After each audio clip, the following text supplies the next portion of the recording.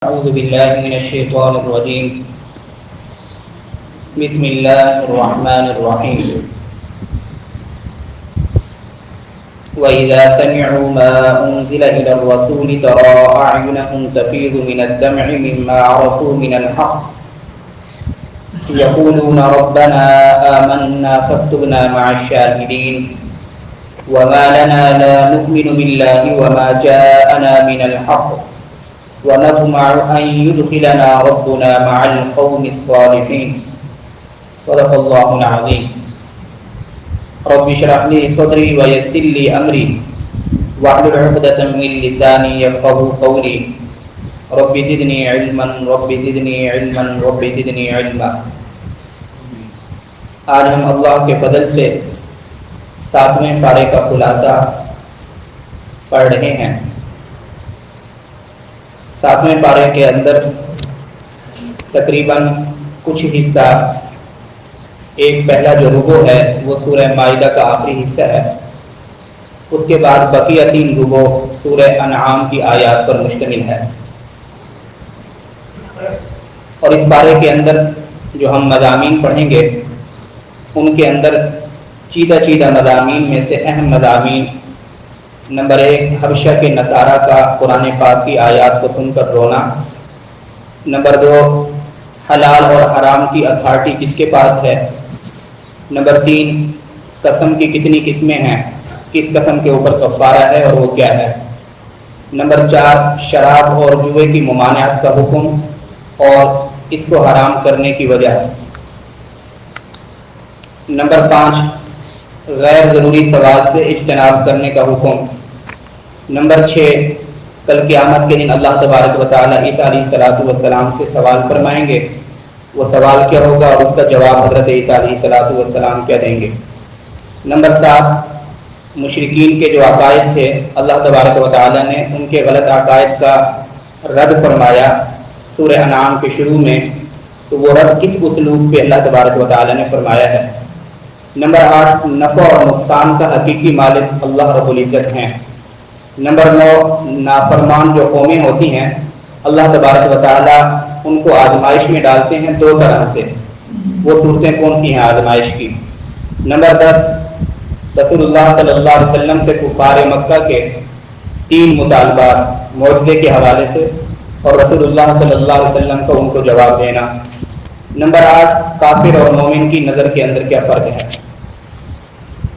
یہ چیدہ مضامین ہیں 7ویں پارے کے.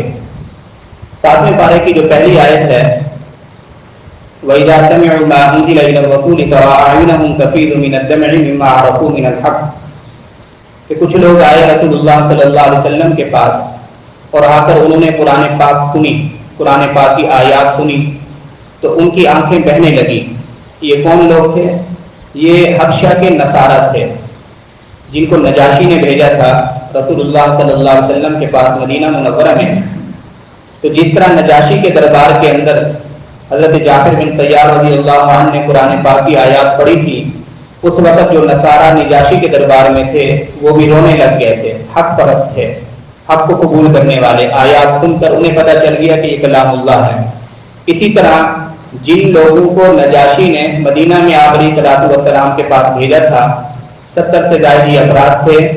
یہ بھی جب آپ علیہ السلام کی مجلس میں آئے اور انہوں نے کلام اللہ کی تلاوت سنی تو رونے لگے. ان کی آنکھوں سے آنسو بہنے لگے اور اس کے بعد ان سب نے اسلام بھی قبول کیا. اس سے مجھے اور آپ کو یہ سبق ملتا ہے کہ اللہ کے اس پاک کلام کے اندر تاثیر ہے کہ یہ دلوں کو نرم کر دیتا ہے. اب میں اور آپ اپنے آپ سے سوال کریں کہ جس کلام پاک کو سننے کے بعد عیسائی رونے پہ مجبور ہو جائیں، کافر رونے پہ مجبور ہو جائیں، وہ قرآن پاک میرے اور آپ کے دلوں پر کتنا اثر کرتا ہے. نمبر 2 حلال اور حرام کرنے کی اتھارٹی کس کے پاس ہے.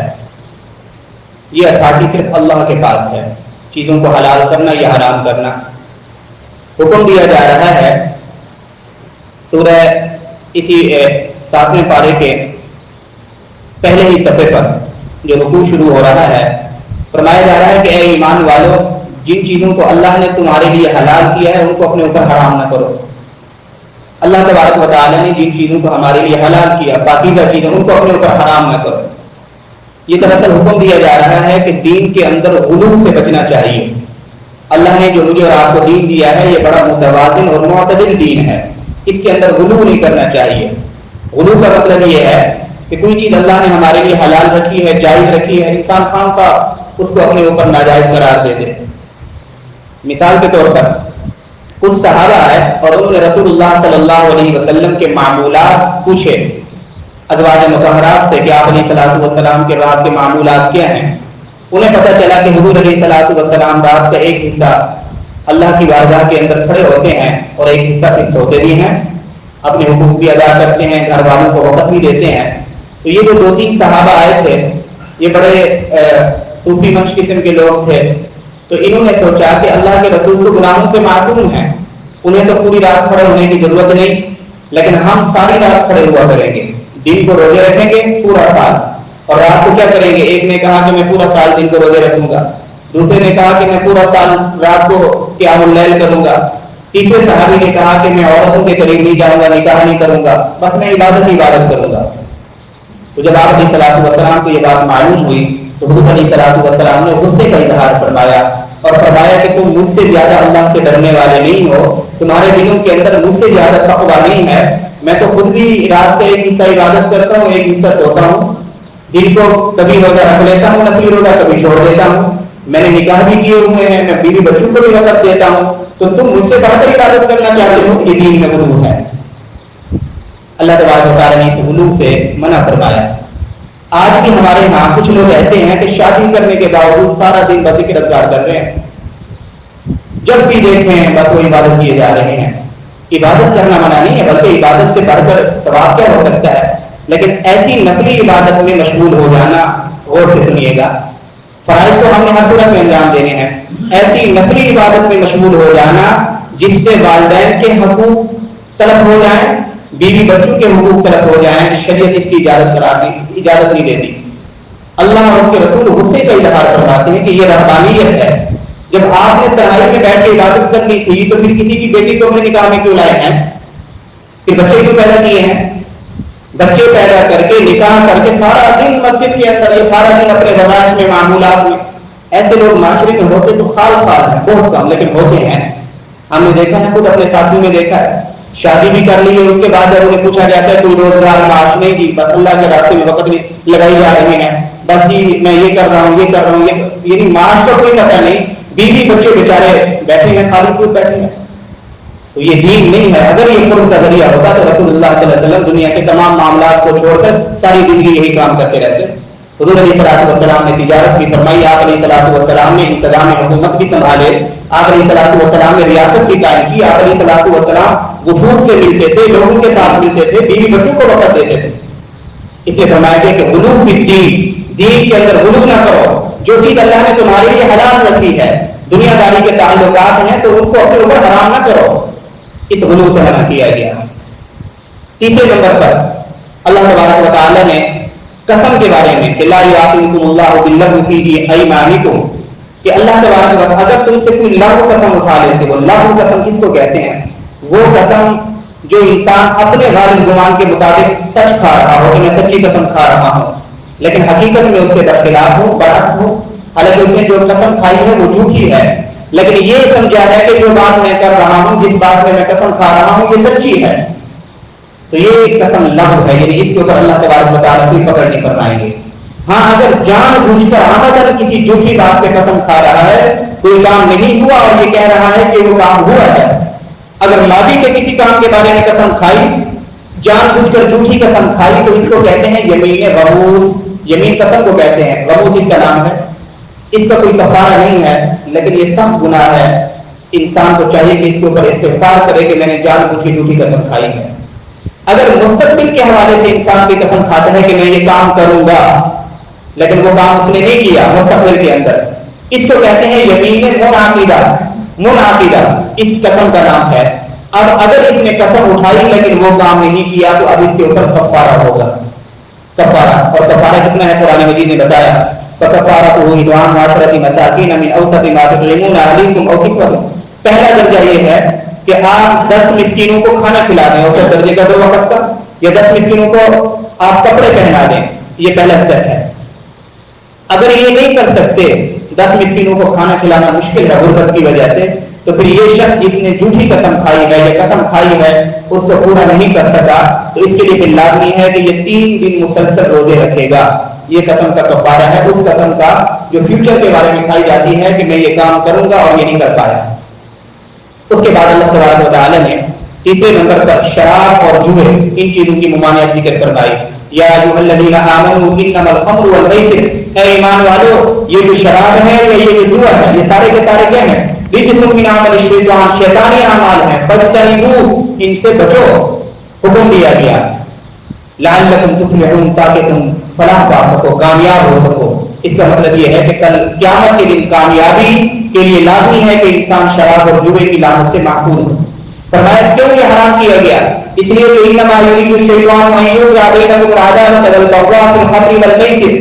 پہلا نقصان تو یہ ہے کہ اس جوئے اور شراب کے ذریعے شیطان چاہتا ہے کہ تمہارے اندر دشمنی پیدا کر دے. دشمنی، جو لوگ بھی جوا کھیلتے ہیں، جو جوئے کے اندر جو شخص ہارتا ہے اگرچہ اپنے ہار کو مان لیتا ہے، سارا پیسہ ہار بیٹھتا ہے، حتیٰ کہ اپنا گھر تک ہار بیٹھتا ہے، اپنی ہار کو تو مان لیتا ہے لیکن اپنے دل کے اندر پھر نفرت پیدا کرتا ہے اس شخص کے بارے میں جسے یہ ہار ہے. شیطان اس جوئے کے ذریعے تمہارے اندر نفرت پیدا کرنا چاہتا ہے، اور نفرت یہ ایمان کے منافی عمل ہے، ایمان کو تقاضا کرتا ہے. ایمان کے تکمیلی عناصر آپ پڑھ رہے ہیں عصر کے درس کے اندر، ایمان کے تکمیلی عناصر میں سے مسلمانوں کا ایک دوسرے کے لیے باہمی شیر و شکر ہونا، ایک دوسرے کے لیے محبت کا جذبہ رکھنا یہ ضروری ہے.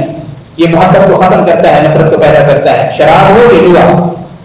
وَيَصُدَّكُمْ عَنْ ذِكْرِ اللَّهِ، اور اللہ کے ذکر سے روکتا ہے، نماز سے روکتا ہے. اور یہ میرا آپ کا مشاہدہ ہے کہ جو لوگ شراب کی لعنت کے اندر مبتلا ہوتے ہیں، یہ جوئے کے اندر، وہ مسجدوں کا سارا سال منہ نہیں دیکھتے. اللہ تبارک و تعالی نے وجہ بھی بیان فرما دی. اللہ ہم سب کی حفاظت فرمائے. 5ویں نمبر پر ایک آیت ہے، یا ایھا الذین آمنوا، یہ چوتھا رکوع شروع ہو رہا ہے 6 پارے کا، 7ویں پارے کا. یا ایھا الذین آمنوا لا تسألوا عن اشیاء ان تبد لکم تسؤکم، اے ایمان والو ایسی چیزوں کے بارے میں سوال نہ کرو کہ اگر پھر اس کا جواب تمہیں رسول اللہ صلی اللہ علیہ وسلم دے دے تو پھر تم مشقت میں پڑ جاؤ. وَإِن تَسْأَلُوا عَنْهَا حِينَ يُنَزَّلُ الْقُرْآنُ تُبْدَ لَكُمْ، نزول قرآن کے زمانے میں اگر بہت زیادہ سوالات کرو گے، کثرت سے سوالات کرو گے تو پھنس جاؤ گے. اس کا شان نزول یہ ہے کہ رسول اللہ صلی اللہ علیہ وسلم نے جب یہ حکم نازل فرمایا، جب یہ حکم بیان فرمایا حج کے دنوں کے اندر کہ حج فرض ہے، ایک صحابی تھے اقرا بن حابس رضی اللہ عنہ، انہوں نے آپ علیہ الصلوۃ والسلام سے پوچھا کہ اللہ کے نبی زندگی میں ایک مرتبہ فرض ہے یا ہر سال فرض ہے؟ آپ علیہ الصلوۃ والسلام نے خاموشی کا اظہار فرمایا. پھر اس نے دوسری مرتبہ پوچھا کہ اللہ کے نبی ہر سال فرض ہے؟ پھر آپ علیہ الصلوۃ والسلام خاموش رہے. پھر اس صحابی نے تیسری مرتبہ جب پوچھا کہ اللہ کے نبی کیا یہ حج ہر سال فرض ہوگا مسلمان پہ؟ تو آپ علیہ الصلوۃ والسلام نے سختی سے منع فرمایا کہ یہ نزول وحی کا زمانہ ہے، میں حیات ہوں، زندہ ہوں، میرے اوپر وحی نازل ہو رہی ہے. اگر تمہارے اس سوال کے جواب کے اندر میں کہہ دیتا کہ ہر سال فرض ہے تو قیامت تک آنے والے مسلمان مشقت میں پڑ جاتے. اس لیے جو چیزیں تم سے خاموش، یعنی جہاں اللہ کے رسول خاموش ہو جاتے ہیں جس معاملے میں، جس حد تک جس معاملے کو بیان کرتے ہیں، تو تمہاری ذمہ داری ہے کہ اس حد تک اس کو قبول کر لو، مزید قریب کے اندر نہ پڑو. ہو سکتا ہے کہ تمہارے سوال کا کوئی ایسا جواب دیا جائے کہ تم مشقت میں پڑ جاؤ. ظاہر ہے یہ سوال تو تھا آپ علیہ الصلوۃ والسلام کی مبارک زندگی میں جب وحی نازل ہو رہی تھی. اب یہ نہیں ہے کہ آپ لوگ ڈرنے لگ جائیں کہ اب ہم علماء سے سوال نہ پوچھیں. اب تو سارے احکامات نازل ہو چکے ہیں، اب تو ہماری ذمہ داری ہے کہ ہر سوال پوچھنا چاہیے. لیکن یہ کوشش کرنی چاہیے کہ بامقصد سوال پوچھنا چاہیے، لا یعنی قسم کے، بے مقصد قسم کے، غیر ضروری سوالوں سے اجتناب کرنا چاہیے. مثال کے طور پر یزید کافر ہے یا فاسق ہے؟ یزید کیا ہے، کافر ہے یا فاسق؟ بہت سے لوگ یہ سوال کرتے ہیں. اچھا اگر وہ کافر ہے تو پھر کیا ہے؟ اگر وہ فاسق ہے مثال کے طور پر، تو اس میں میرے اور آپ کا کیا لینا دینا ہے؟ ایک اور سوال پوچھا جاتا ہے کہ حضرت نوح علیہ الصلوۃ والسلام کی جو کشتی تھی اس کی لمبائی چوڑائی کتنی تھی؟ اب یہ پوچھنے والے وہ ہوتے ہیں جن بیچاروں کو نکاح طلاق کے مسائل کا پتہ نہیں ہوتا، غسل کے صحیح فرائض آتے نہیں ہیں. یعنی جو چیزیں پوچھنی چاہیے تھی دین کے بارے میں جو ہمارے اوپر لازم ہے وہ ہمیں پتہ نہیں. حضرت علیہ الصلوۃ والسلام کی جو ہے کتنا عرصہ گزر گیا ہے، ان کے اوپر کتنے لوگ ایمان لائے تھے، ان کی جو کشتی تھی اس کے اندر کون کون سی چیزیں موجود تھی. ہاں اگر ہم نے دین کا تقریباً ضروری علم حاصل کر لیا ہے تو اس کو بھی پڑھ لینا چاہیے. لیکن اپنی عادت یہ بنا لینا، اپنی عادت یہ بنا لینا۔ حضرت ابراہیم علیہ السلام آگ میں کتنا عرصہ رہے تھے؟ اگر ہم یہ اس سوال کا جواب نہیں جانیں گے تو کون سا فرق چھوٹ جائے گا، کون سا واجب چھوٹ جائے گا؟ یہ چیزیں ضروری علم حاصل کرنے کے بعد اگر آپ کتابوں میں پڑھنے کا موقع ملتا ہے تو پڑھیے، لیکن یہ چیزیں دین کا مقصود نہیں ہے۔ مقصود دین کا یہ ہے کہ مجھے اور آپ کو دین کی بنیادی معلومات ہونی چاہیے عقائد کے متعلق۔ ہم میں سے کتنے لوگ ہیں جو عقیدہ توحید پہ جنہیں شاید صدر ہو کہ عقیدہ توحید کا کیا مطلب ہے، توحید کی صفات کا معنی کیا ہے، اللہ تبارک و تعالیٰ کی ذات کے اندر جو ہے شرک کیا ہوگا، صفات کے اندر شرک کیا ہوگا، اللہ کے اختیارات کے اندر شرک کیا ہوگا۔ عقائد کا ہمیں تقریباً 99% جو لوگوں میں عقائد کا پتہ نہیں ہے صحیح معنوں میں۔ عقیدہ ختم نبوت کے ساتھ جڑی ہوئی جو چیزیں ہیں، ختم نبوت کے عقیدے کے ساتھ جڑی ہوئی چیزیں ہمیں پتہ نہیں ہے، اس لیے کوشش کرنی چاہیے کہ بامقصد سوال کرنا چاہیے، جس پہ ہماری کوئی ہدایت موقوف ہو، ہماری اصلاح کے بارے میں کوئی سوال ہو، سوال کرنے چاہیے، ضرور کرنے چاہیے، لیکن سوال بامقصد کرنے چاہیے اور بڑے ادب کے دائرے کے اندر کرنے چاہیے۔ نمبر 6، سورہ مائدہ کے آخری رکوع میں اللہ تبارک و تعالیٰ کل قیامت کے دن کا نقشہ کھینچ رہے ہیں کہ کل قیامت کے دن افراتفری ایسی ہوگی کہ انبیاء علیہ السلام بھی نفسا نفسی میں ہوں گے۔ حضرت عیسیٰ علیہ السلام سے اللہ تعالیٰ سوال کریں گے، وَإِذْ قَالَ اللَّهُ يَا عِيسَى ابْنَ مَرْيَمَ أَأَنْتَ قُلْتَ لِلنَّاسِ اتَّخِذُونِي وَأُمِّيَ إِلَٰهَيْنِ مِن دُونِ اللَّهِ، اے عیسیٰ کیا تم نے لوگوں کو کہا تھا، عیسائیوں کو، اپنی امت کو تم نے کہا تھا کہ وہ تمہیں معبود بنائے، میرے ساتھ شریک ٹھہرائے؟ جیسے عیسائیوں کا عقیدہ ہے کہ حضرت عیسیٰ علیہ السلام کو بھی کیا مانتے ہیں، کہیں وہ الہ مانتے ہیں، کہیں وہ الہ کا بیٹا مانتے ہیں، یعنی شریک ٹھہراتے ہیں اللہ کے ساتھ۔ اللہ تبارک و تعالیٰ باوجود اس علم کے کہ حضرت عیسیٰ کا تو یہ پیغام ہی نہیں تھا، نہ یہ منشا تھا یا نہ یہ منشا تھی کہ عیسائی مجھے اللہ کا شریک ٹھہرائے، اس کے باوجود اللہ تبارک و تعالیٰ پوری دنیا عیسائیت کے سامنے حضرت عیسیٰ علیہ السلام سے یہ سوال کریں گے، یہ آپ کی امت ہے، کیا آپ نے یہ حکم دیا تھا کہ یہ آپ کو میرے ساتھ شریک کریں؟ حضرت عیسیٰ علیہ السلام تو کہاں اٹھیں گے اور فرمائیں گے، قال سبحانک ما یکون لی ان اقول ما لیس لی بحق، اے اللہ آپ کو پاک ہے ہر عیب سے، میرے لیے یہ بات کیسے ممکن ہو سکتی تھی، میں کیسے جرأت کر سکتا تھا، میرے لیے کیسے جائز تھا کہ میں انہیں یہ بات کہتا، میں نے تو حق کے علاوہ کچھ نہیں کہا۔ ان کنت قلتہ قد علمت، آپ تو جانتے ہیں، تعلم ما فی نفسی ولا اعلم ما فی نفسک، جو کچھ میرے نفس کے اندر ہے وہ بھی آپ جانتے ہیں۔ یہ جو اللہ سوال کریں گے، اس سوال کا مقصد کیا ہوگا؟ حالانکہ اللہ جانتے ہیں کہ عیسائیت نے یہ عقیدہ اپنی طرف سے گڑھا ہے، عیسیٰ علیہ السلام کی تعلیمات نہیں تھی، بلکہ عیسیٰ علیہ السلام نے ہمیشہ توحید کی دعوت دی۔ یہ جو سوال کریں گے دنیا عیسائیت کے سامنے، صرف ان کو دکھانے کے لیے کہ جس بندے کو تم میرے ساتھ شریک ٹھہراتے رہے ہو، معبود سمجھتے رہے ہو، الہ سمجھتے رہے ہو، آج دیکھو وہ تو کہہ رہا ہے کہ اے اللہ میں تو آپ کا بندہ تھا، میں تو آپ کی طرف سے بھیجا ہوا رسول تھا، میں تو آپ کا شریک نہیں تھا۔ بس یہ حقیقت واضح کرنے کے لیے دنیا عیسائیت کے سامنے یہ سوال ہوگا۔ اس کے بعد اللہ تبارک و تعالیٰ 7ویں نمبر پہ سورہ انعام کا جو آغاز ہو رہا ہے، سورہ انعام یہ مکی صورت ہے، مکی صورتوں کے اندر تقریباً اللہ تبارک و تعالیٰ عقائد زیادہ بیان فرماتے ہیں، اصل میں عقائد بیان کرتے ہیں، ذہنی طور پر مسائل بھی آ جاتے ہیں۔ عقائد کے بنیادی عقائد تین ہیں، عقیدہ توحید، عقیدہ رسالت اور عقیدہ آخرت۔ سورہ انعام کہتے ہیں چوپاؤں کو، چوپائے جانور۔ اس سورت کو سورہ انعام اس لیے کہا جاتا ہے کہ اس کے اندر تفصیل کے ساتھ چوپاؤں کے بارے میں ذکر ہوا۔ اس کی جو پہلی 3 آیات ہیں، الحمدللہ الذی خلق السماوات والارض، اور دوسری هو الذی خلقکم من طین، تیسری وهو اللہ فی السماوات وفی الارض۔ پہلی آیت کا خلاصہ یہ ہے کہ تمام تعریفیں اس اللہ کے لیے جس نے زمین و آسمان کو پیدا کیا۔ دوسری کا خلاصہ یہ ہے کہ اللہ وہ ذات ہے کہ جس نے تمہیں مٹی سے پیدا کیا، کھنکھناتی مٹی سے، اور پھر تمہارے لیے موت کا وقت مقرر کیا، پھر تمہیں موت دے گا، پھر کل قیامت کے دن اٹھائے گا۔ تیسری آیت کا خلاصہ یہ ہے کہ وہ اللہ ہے، اس سماوات و ہر زمین و آسمان کا مالک ہے، تمہارے ظاہر کو بھی جانتا ہے، تمہارے باطن کو بھی جانتا ہے۔ یہ پہلی 3 آیات ہیں۔ ان آیات کے اندر اللہ تبارک و تعالیٰ مشرکین کا جو عقیدہ تھا شرک کا، اس کا رد فرما رہے ہیں، اور جو یہ رد کا اسلوب ہے، یعنی یہ جو پیٹرن ہے، اس کو کہتے ہیں تقریری اسلوب، تقریر کرنا۔ تقریری اسلوب وہ ہوتا ہے کہ اللہ کی توحید، عظمت اور قدرت کے دلائل کو ایسے مسلمہ اصول کے ساتھ بیان کرنا، اللہ کی توحید کو، اللہ کی قدرت کو اور اللہ کی عظمت کو ایسے مسلمہ متفقہ اصول کے ساتھ اور دلائل کے ساتھ بیان کرنا کہ کوئی بھی شخص جس کے اندر اللہ نے عقل رکھی ہے یا فطرت سلیمہ رکھی ہے وہ پھر اللہ تبارک و تعالیٰ کی وحدانیت کا انکار نہ کر سکے. اب آپ دیکھیں پہلی 3 آیتیں ہیں، پہلی 3 آیتیں اس کے اندر کہا گیا کہ اللہ ہی وہ ہے جس نے زمین و آسمان کو پیدا کیا، اللہ ہی وہ ہے جس نے تمہیں کھنکھناتی مٹی سے پیدا کیا، موت دے گا دوبارہ زندہ کرے گا، اللہ ہی وہ ہے کہ زمین و آسمان کا مالک ہے، تمہارے ظاہر اور باطن کو جانتا ہے. یہ ایسے مسلمہ اصول ہیں کہ اگر کوئی بندہ، کوئی کافر بھی اگر طلب نیت کے ساتھ اگر ان آیات کو پڑھے گا تو وہ اقرار کر بیٹھے گا کہ اللہ ایک ہی ہے، اسی کی عبادت کرنی چاہیے، اس لیے کہ زمین و آسمان کو پیدا کرنے والا صرف اللہ ہے، زندگی اور موت کا مالک صرف اللہ ہے، ہمارے ظاہر اور باطن کو جاننے والا صرف اللہ ہے، زمین و آسمان کی ملکیت صرف اللہ کے پاس ہے. تو یہ جو دلائل ہیں، یہ جو طریقہ ہے بات سمجھانے کا، اس کو کہتے ہیں تقریری اسلوب، جس کے اندر کسی کے پاس انکار کی گنجائش نہ رہے. 8ویں نمبر پر اللہ تبارک و تعالیٰ نے ایک عقیدہ بیان فرمایا.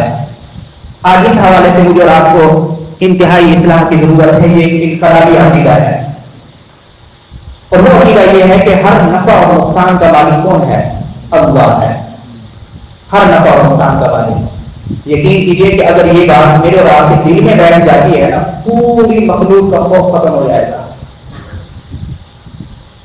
اور اگر یہ عقیدہ کمزور ہے نا تو یہاں بیٹھنے والا جو شخص ہے نا، یہ منبر پہ بیٹھنے والا، تو وہ دین کی بات کرتے ہوئے پہلے سوچے گا یار یہ بات کرنی چاہیے نہیں کرنی چاہیے، میں یہ بات کروں گا تو اس کو تکلیف پہنچے گی، وہ کہے گا کہ اس نے یہ حق بات کیوں کر دی ہے، اس کو اعتراض ہوگا، اس کو اعتراض ہوگا. اگر یہ عقیدہ درست نہیں ہے کہ نفع نقصان کون پہنچانے والے ہیں؟ اللہ. جب اس عقیدے کے اندر کمزوری ہوگی تو یہاں بیٹھنے والا بھی ڈرے گا یار یہ مجھے بات نہیں کرنی چاہیے، نہ ہوگی مجھے پھر یہاں سے فارغ کر دیا جائے، مجھے یہاں سے بات نہیں کرنی چاہیے اس لیے کہ پھر یہ سوسائٹی مالکان کے خلاف ہے، یہ نہ ہو کہ پھر میری چھٹی کا پروانہ مل جائے.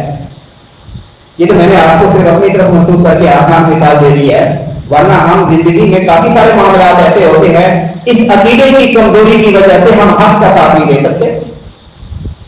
اللہ فرماتے ہیں وَإِن يَمْسَسْكَ اللَّهُ بِضُرٍّ فَلَا كَاشِفَ لَهُ إِلَّا هُوَ، کہ اگر اللہ تبارک و تعالیٰ کسی کے ساتھ نقصان کا ارادہ کر لیں تو پوری دنیا مل کر بھی اسے نفع نہیں پہنچا سکتی. اگر اللہ کسی کے ساتھ نقصان کا ارادہ کر لیں پوری دنیا مل کر بھی اس کے ساتھ اس کو نفع نہیں پہنچا سکتی. وَإِن يَمْسَسْكَ بِخَيْرٍ، اور اگر اللہ کسی کے ساتھ بھلائی کا خیر کا ارادہ کر لیں تو پوری دنیا بھی مل جائے تو اس کا ایک بار بھی نہیں کر سکتی. آج یہ عقیدہ انتہائی کمزور ہوگا، انتہائی کمزور. اگر ہم یہ کریں گے تو یہ ہو جائے گا، یہ کریں گے تو یہ ہو جائے گا، یہ کریں گے تو یہ ہو جائے گا. یہ انقلابی عقیدہ ہے. قرآن پاک نے صرف یہاں بیان نہیں کیا، قرآن پاک نے متعدد آیات کے ذریعے بیان کیا ہے کہ اے مسلمانوں تمہارا ایمان اس وقت تک کامل نہیں ہو سکتا جب تک کہ تم نفع اور نقصان کا حقیقی مالک اللہ کو نہ سمجھو. حقیقی مالک رسول اللہ صلی اللہ علیہ وسلم نے دعا سکھلائی. آپ حیران ہوں گے اس عقیدے کو پکا کرنے کے لیے اللہ تبارک و تعالیٰ نے ایک دعا رسول اللہ صلی اللہ علیہ وسلم نے ایک دعا سکھلائی اور اس دعا کو ہر نماز کے بعد فرض نماز کے بعد سنت قرار دیا ہے.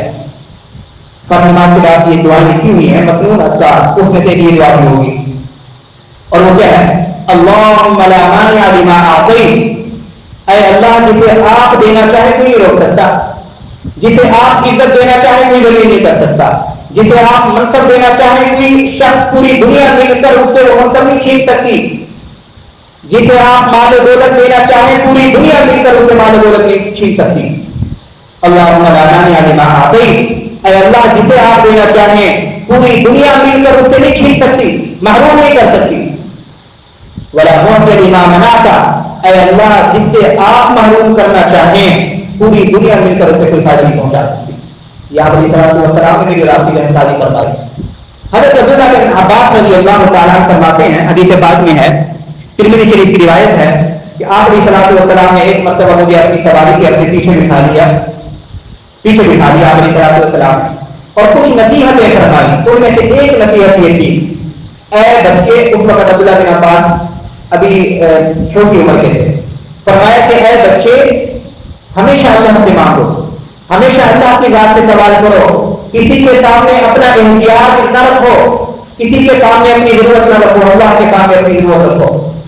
اور پھر آگے علیہ الصلوۃ والسلام نے فرمایا کہ تقدیر لکھی جا چکی، تقدیر کا قلم تقدیر لکھ چکا ہے، اب اللہ تبارک و تعالیٰ نے جس کے ساتھ بھلائی کا، جس کو دینے کا ارادہ کر لیا ہے، پوری دنیا مل کر بھی اسے نہیں چھین سکتی، محروم نہیں کر سکتی۔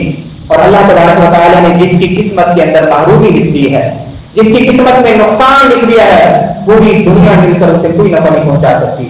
آج اگر ہمارا یہ عقیدہ مضبوط ہو جائے نا تو ممبر سے بھی حق بولا جائے گا، یہ نہیں دیکھا جائے گا کہ فلاں نمازی میں ان کا پارا ہائی ہو جائے گا، یہ ہائپر ہو جائیں گے، وہ ناراض ہو جائیں گے، فلاں ناراض ہو جائیں گے۔ اگر یہ عقیدہ آج ممبر پہ بیٹھنے والوں کا بھی اگر مضبوط ہو جائے تو اس کا فائدہ انشاءاللہ العزیز سامعین پہ بھی پڑے گا۔ اللہ تبارک و تعالیٰ اس عقیدے کو بھی مضبوط کرنے کی توفیق عطا فرمائے۔ نامی نمبر پہ ایک اور چیز ہے، وہ بھی ہمارے لیے بڑی اہم ہے۔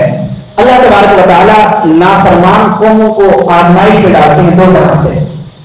اللہ کی جو نافرمان قومیں ہوتی ہیں دو طرح سے اللہ آزماتے ہیں، آج ہمارے ساتھ بھی ہو رہا ہے۔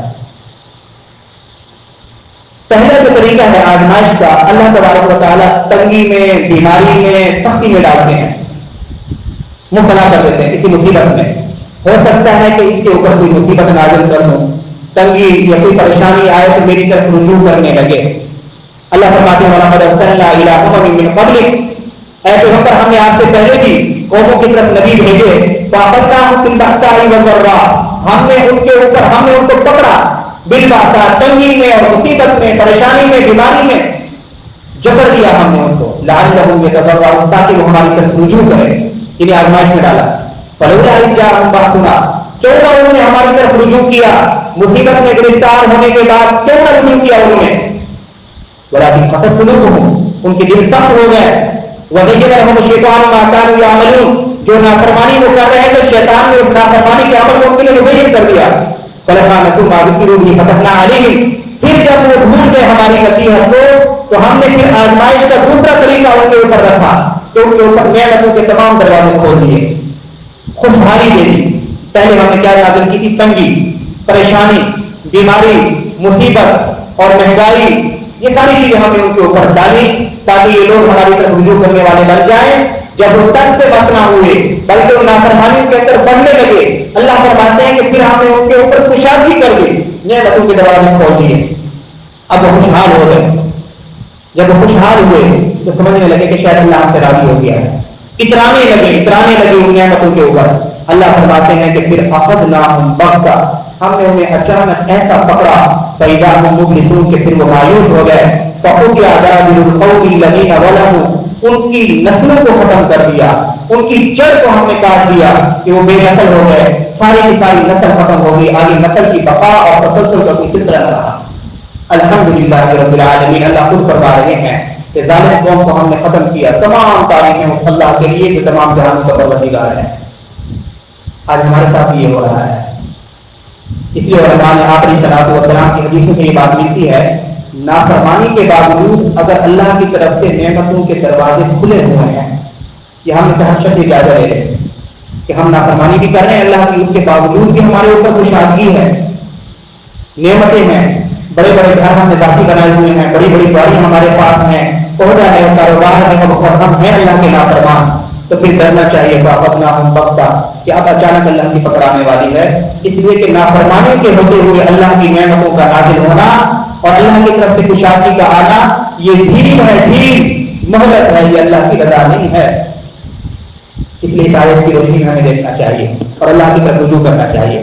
آخر میں 10ویں نمبر پہ کفار مکہ نے آخری صلاۃ والسلام سے 3 مطالبات کیے تھے کہ ہم آپ کو اللہ کا نبی کیسے مان لیں؟ ہم اس وقت مانیں گے آپ کو اللہ کا نبی کہ آپ دنیا، آپ کے جتنے بھی خزانے ہیں کائنات کے، وہ سارے خزانے بطور معجزے کے ہمارے سامنے لا کے رکھ دیں تاکہ ہمیں معلوم ہو آپ اللہ کے نبی ہیں۔ نمبر 1۔ نمبر 2، اگر یہ نہیں کر سکتے تو پھر یہ کریں کہ جو کچھ قیامت تک پیش آئے گا، جس قیامت کا آپ ذکر کرتے ہیں، جو کچھ مستقبل میں پیش آنے والا ہے، آپ تمام پر حالات واقعات ہمیں بتا دیں، ہم مان جائیں گے کہ آپ عالم الغیب ہیں، اللہ کے نبی ہیں۔ 3 نمبر پر ہم کیسے مان لیں آپ کو اللہ کے نبی؟ ہماری طرح آپ گھر میں پیدا ہوئے ہیں، آپ کے والدین ہیں، ہماری طرح آپ کھاتے ہیں، پیتے ہیں، بازار میں جاتے ہیں، جو بشری تقاضے ہمارے ہیں وہ آپ کے ہیں. ہاں اگر آپ کوئی اللہ کے فرشتے ہوتے, امتیازی اوصاف ہوتے آپ کے, پھر ہم آپ کو اللہ کا نبی مان لیتے. اللہ تبارک و تعالیٰ رسول اللہ صلی اللہ علیہ وسلم کو فرما رہے ہیں, پیغمبر آپ کہہ دیجیے لا اقول لکم عندی خزائن اللہ, میں نے کب دعویٰ کیا ہے کہ میرے پاس اللہ کے خزانے ہیں کہ میں جمع کر کے تمہیں دے دوں. ولا عالم الغیب, میں نے کب دعویٰ کیا ہے کہ میں عالم الغیب ہوں کہ میں تمہارے سامنے غیب کی باتیں رکھوں. ولا اقول لکم انی ملک, میں نے کب دعویٰ کیا ہے کہ میں فرشتہ ہوں کہ میں فرشتہ بن کے دکھاؤں. مجھ سے مطالبہ تو وہ کرو جس کا میں دعویٰ کر رہا ہوں. میں تو صرف اتنا دعویٰ کر رہا ہوں کہ میں اللہ کی طرف سے بھیجا ہوا رسول ہوں, میرے اوپر وحی نازل ہوتی ہے, اس وحی کی روشنی میں بھی عمل کرتا ہوں, تم بھی عمل کرو. میرا تو دعویٰ یہ ہے, اس دعوے کے مطابق تو مطالبہ کرو, میں تمہیں دکھاؤں بلکہ دکھا چکا ہوں. یہ اللہ تبارک و تعالیٰ نے ان کے دعویٰ کا رد کیا. اللہ تبارک و تعالیٰ مجھے اور آپ کو صحیح معنوں میں قرآن تعلیمات کا فہم اور اس پر عمل کرنے کی توفیق عطا فرمائے.